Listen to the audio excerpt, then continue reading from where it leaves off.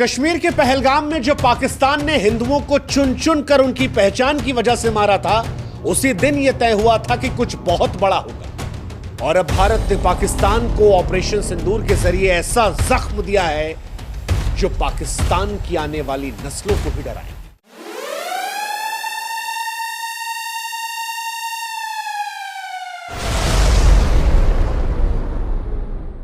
भारत ने 7 मई 2025 को ऑपरेशन सिंदूर के जरिए पाकिस्तान के 9 अलग अलग ठिकानों में ऐसी आग बरसाई जिसने पाकिस्तान के आतंकवादी ठिकानों को राख कर दिया। भारत का यह बदला सिर्फ मिसाइलों का बदला नहीं था। ऑपरेशन सिंदूर के जरिए यह बदला हर उस विधवा के आंसू का था जिसके माथे के सिंदूर को इन आतंकवादियों ने मिटाया था। यह बदला उन आतंकवादियों के आकाओं को था जिनके सामने जब एक हिंदू महिला ने कहा कि मुझे मार दो, तो उसने कहा नहीं, तुझे नहीं मारेंगे, तुझे और तेरे बच्चों को छोड़ेंगे ताकि तू जाकर हिंदुस्तान को बताए, मोदी को बताए कि हमने तेरे पति को मार दिया। और अब जवाब दे दिया भारत ने, प्रधानमंत्री मोदी ने जवाब दे दिया। 9 मिसाइलों की गर्जना से रावलपिंडी से लेकर बहावलपुर, मुजफ्फराबाद से लेकर मीरपुर, हर ठिकाने को राख कर दिया। पाकिस्तान की धरती लाशों से पट गई है। आतंकवादी अड्डे जो हैं वो मटिया मेट हो गए हैं। ऑपरेशन सिंदूर 2016 की सर्जिकल स्ट्राइक और 2019 के बालाकोट स्ट्राइक से कहीं बड़ा है, क्योंकि पाकिस्तान सर्जिकल स्ट्राइक को हमेशा से नकारता आया और एयर स्ट्राइक पर पाकिस्तान कौवों का जिक्र करके मजाक उड़ा रहा था। लेकिन आज वही पाकिस्तान दुनिया के सामने अपने आप को विक्टिम दिखाने की कोशिश कर रहा है। वो डर रहा है, कांप रहा है भारत से। एक तरफ लड़ने की कोशिश कर रहा है, दूसरी तरफ दुनिया से भीख मांग रहा है कि भारत से हमें बचा लो। ऑपरेशन सिंदूर, इस नाम में गर्व है, इस कार्रवाई में प्रलय है। यह नाम भी ऐसे ही नहीं लिया गया। ऑपरेशन सिंदूर का नामकरण भारत सरकार और भारतीय सेना की ओर से एक शक्तिशाली संदेश है। सिंदूर, हम सभी जानते हैं कि भारतीय संस्कृति में नारी के सुहाग, सम्मान और अटूट विश्वास का प्रतीक होता है।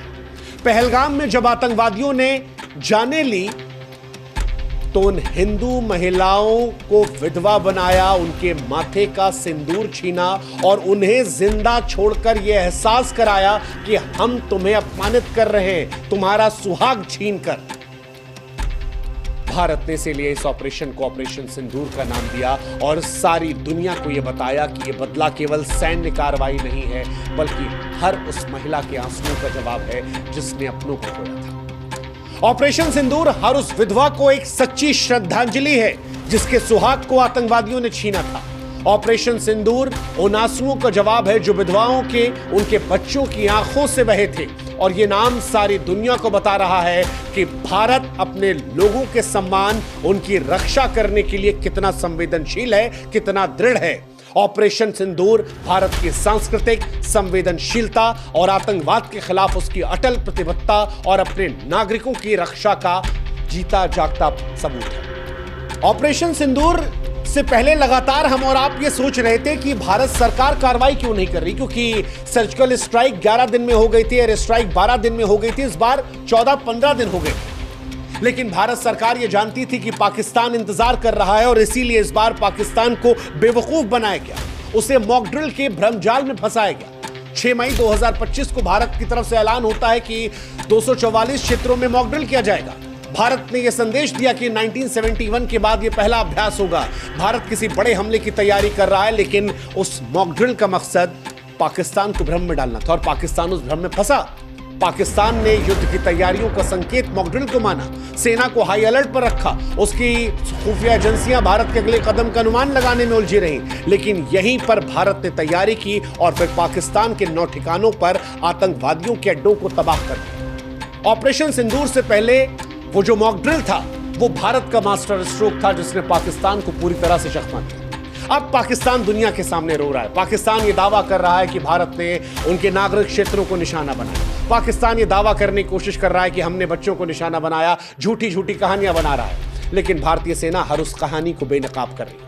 रक्षा मंत्रालय ने कह दिया कि हम पूरी जानकारी आपको देंगे बाद में, लेकिन इतना बता दिया कि हमारे पास हर लक्ष्य के आतंकवादी ठिकाना होने के पुख्ता सबूत है। वैसे भी पाकिस्तान का प्रोपेगेंडा पूरी दुनिया के सामने कई बार बेनकाब हो चुका है। पूरी दुनिया जानती है कि पाकिस्तान वही देश है जो हाफिज सईद को पालता है, मसूद अजहर को पालता है, जिसके घर में उसामा बिन लादेन था, जिसे अमेरिका ने घुसकर मारा था। तो वो पाकिस्तान किस तरह से कहेगा कि हिंदुस्तान ने उसके आतंकवादी अड्डों को नहीं ठिकाना बनाया? हिंदुस्तान और पाकिस्तान में अंतर है। हिंदुस्तान जो पाकिस्तान में घुसकर मारता है तो वो छाती ठोक कर कहता है कि तुम्हारे यहां आतंकवादी अड्डे थे, लेकिन हिंदुस्तान के अंदर आतंकवादी अड्डे नहीं है। ये बात पाकिस्तान जानता है और यही अंतर पाकिस्तान और हिंदुस्तान में है जो सारी दुनिया देख रही है। इसीलिए आज अमेरिका से लेकर इजराइल तक कह रहा है कि हम हिंदुस्तान के साथ खड़े हैं। वैसे पाकिस्तान के पास अभी भी दो रास्ते हैं कि बेहतर है कि वह आतंकवाद को छोड़े, सुधर जाए, या फिर भारत से युद्ध लड़े और इतिहास का हिस्सा बन जाए।